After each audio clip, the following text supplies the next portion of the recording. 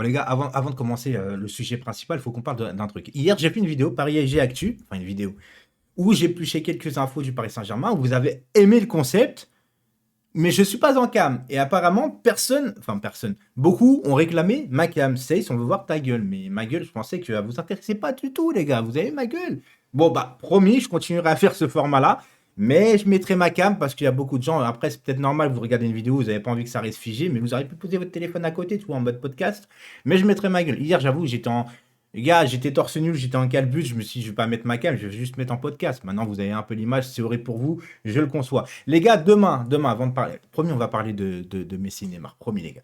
Demain, à partir de 17h, soyez présents, live spécial, tirage au sort de la Coupe du Monde en live sur ma chaîne. Donc, les gars, soyez au rendez-vous, je vous fais confiance. On va passer un bon petit moment ensemble, on va espérer quelques bons tirages, etc.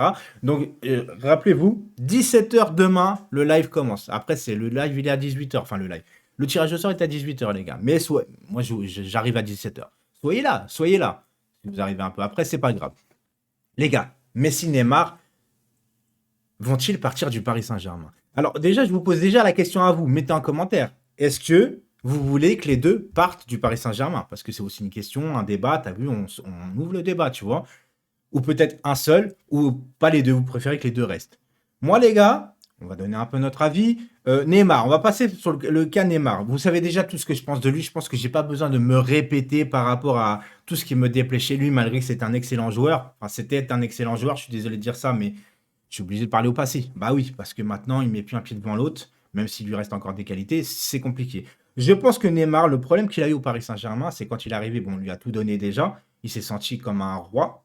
Malheureusement, il y en a encore qui le prennent pour un roi. Il y en a, ils ont vraiment pris le truc à la lettre de le prendre pour un roi. Euh, il est arrivé pour partir du Barça parce que Messi par-ci, Messi par-là, et lui, il a voulu gagner le Ballon d'Or et un peu, tu vois, s'extérioriser du cas Messi et être la tête d'affiche du Paris Saint-Germain. Et quand on a fait venir Mbappé, j'essaie de constater, t'as compris, de mettre un peu les choses dans le contexte. Quand Mbappé est arrivé, il était tout jeune, c'était Neymar, genre le grand frère qui va tout apprendre à Mbappé, etc. Et Neymar, il s'est senti bien dans ce rôle-là. Et puis, les 2 premières années, en vérité, ils se sont bien entendus. Tu vois, c'était le petit frère, le grand frère, les petites papouilles par-ci par-là, les petits bisous, les petits popotins. Enfin, t'as compris. Mais quand Neymar il a commencé à se blesser, à fur et à mesure du temps, et qu'il a vu que Mbappé il commençait à prendre de l'ampleur au Paris Saint-Germain, peut-être beaucoup plus rapide que prévu, et que maintenant Mbappé, pour ma part, est passé devant, mais même au niveau des ballons d'or, Mbappé est devant. Mbappé maintenant il est candidat au ballon d'or à chaque fois, on en parle partout. Mbappé c'est la tête d'affiche du football. Je dis bien du football, pas du marketing. Attention, c'est deux choses différentes. Et donc Neymar, comme monsieur réclame de l'amour, bien évidemment, attention, ça je juge pas, parce qu'il y a des joueurs, même t'as beau les payer je sais pas combien d'argent, s'ils ont pas d'amour, ils sont pas bien. Et ça, c'est tout aussi respectable. Le problème, c'est quand tu réclames de l'amour, il faudrait peut-être pas trahir aussi. Bah oui, parce que tu peux pas réclamer de l'amour et trahir. Et redemander de l'amour et retrahir. Tu vois ce que je veux dire? Quand t'as voulu commencer à parler de la remontada, ton meilleur souvenir, etc., c'était pas trop le truc. Mais t'as voulu partir à un moment donné. Sauf qu'au lieu de dire les choses telles qu'elles sont, t'as fermé ta gueule jusqu'au dernier moment parce que tu savais que si tu partais pas, t'allais te mettre le public à dos. Sauf qu'il y a un certain mec qui s'appelle Leonardo, il a pris les devants. Et il a dit au monde entier, à la France entière, au Paris Saint-Germain et ses supporters, que tu voulais partir. Donc à un moment donné, t'as dû assumer. Tu t'es fait siffler une première fois. Donc après, oui, il y a eu un désamour, normal, tu vois, parce que t'es pas sincère. Donc il y a eu un désamour. Même si t'es pas sincère, je comprends ton raisonnement. Je dis tu, comme si tu vas regarder ma vidéo. Non, tu regarderas pas ma vidéo. Non, non, t'es trop loin au niveau de moi. Mais voilà, t'as compris le principe. Je comprends ton raisonnement parce que c'est marketing et surtout c'est normal. Parce que si tu dis que tu veux partir et que finalement tu pars pas, alors là c'est pire que tout. Mais finalement c'est revenu au même. Donc les supporters à Paris, c'est pas les supporters du Barça, c'est pas les supporters de clubs, hein, certains en Angleterre, etc. Paris, c'est les ultras, les supporters, et c'est un domaine spécial. Même les habitants de Paris, c'est très spécial, c'est très exigeant. Et surtout, ils réclament eux aussi de l'amour pour le maillot. Eux aussi, ils réclament de ce que tu dois mouiller pour le maillot, tu vois? Tu dois mouiller le maillot, pardon. Parce que tu dois mouiller pour le maillot, c'est un peu compliqué.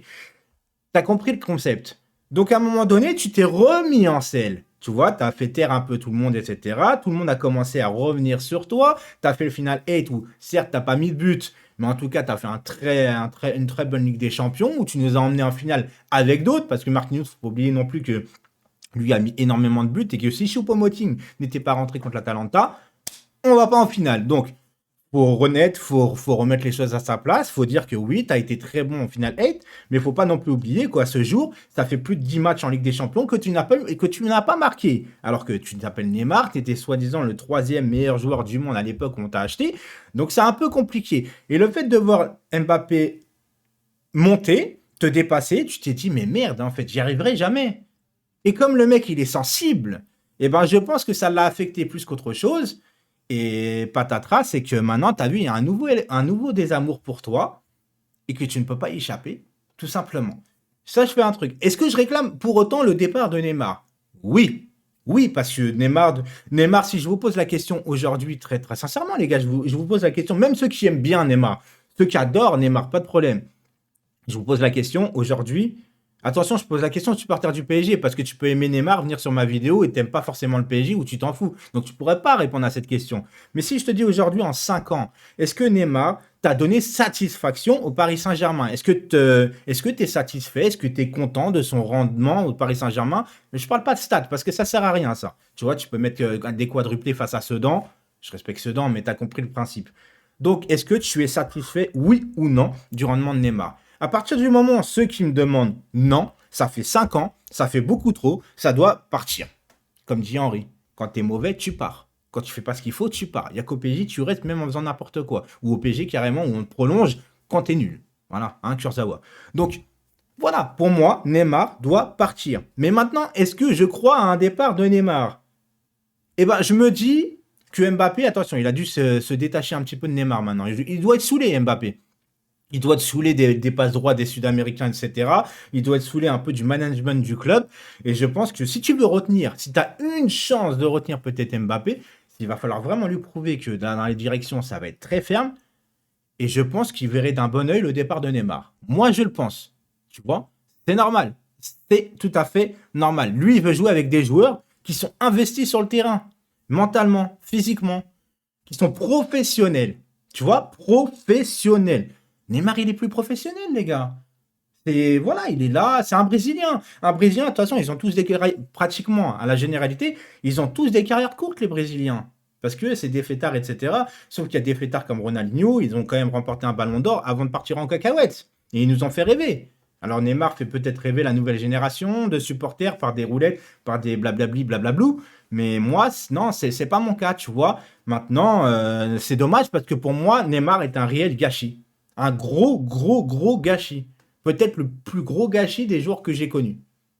Même s'il y a Ben Arfa, etc. Mais ça n'a rien à voir. Neymar, pour moi, il avait un potentiel de malade. Malheureusement. Donc, moi, est-ce que je veux voir partir Neymar? Oui. Maintenant, est-ce qu'il va partir? J'ai des doutes. Parce que Neymar, il faut savoir, entre Neymar, Mbappé et Messi, malgré qu'aujourd'hui, je pense que Neymar est troisième dans la hiérarchie du terrain. Du terrain, je dis bien du terrain. Je pense que Neymar est premier au niveau marketing. Oui, marketing, niveau Neymar, tu vois. Ah, il ramène des pépettes de partout, hein. Il ramène de la visibilité, tout ce que tu veux. C'est Neymar. C'est Neymar. Il n'y a, rien à dire. Donc, est-ce que avant la Coupe du Monde, en mi-novembre, mi-décembre, tu vas te séparer d'un mec qui pourrait être ton image par rapport à la Coupe du Monde? Oui, parce qu'au PSG, on pense d'abord marketing. Et par rapport à la Coupe du Monde du Qatar, alors que normalement, on n'aurait rien à voir avec le Paris Saint-Germain. On est d'accord que là, ça n'a rien à voir. Ça n'a rien à voir, les deux trucs. Mais moi, je pense que Neymar va rester surtout pour le marketing. Malheureusement. Donc, c'est pour ça que je me dis que il n'y a pas grand-chose qui va peut-être changer dans ce club. On verra, mais j'espère que ça va changer, mais j'ai un peu des doutes. Pour Léo Messi.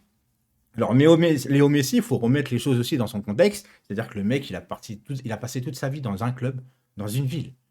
Il doit tout aussi à ce club qui lui a permis de jouer au football parce qu'il a pris des hormones de croissance. Il faut savoir que Messi n'a failli jamais jouer au football. Bah, ça, c'est la vérité. Messi n'a failli jamais jouer au football. On n'a failli jamais connaître ce joueur. Donc, il doit tout au Barça.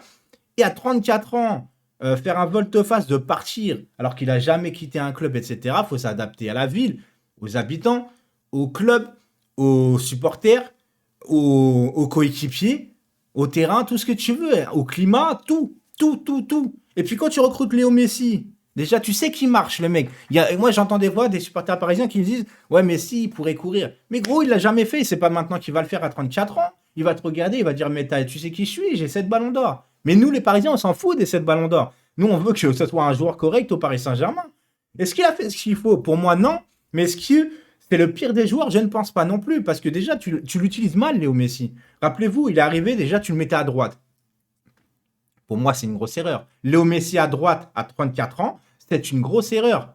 Tu perds en combinaison, déjà que tu manques d'un collectif. Mettre Messi déjà dans l'axe, c'est déjà mieux pour le fond de collectif, les combinaisons, etc. Déjà, tu rapproches plus Messi Mbappé, Messi Neymar, tu as compris. Messi de le laisser sur une ligne, c'est n'importe quoi. Pochettino, tu as fait de la merde. Et ensuite, après, tu as eu un Messi dans l'axe, mais en milieu relayeur. Donc tu recrutes un mec qui, l'année dernière, tu as quand même mis 38 buts, toutes compétitions confondues, et tu le mets milieu de terrain. Donc on a recruté un Messi qui a une place à la Iniesta.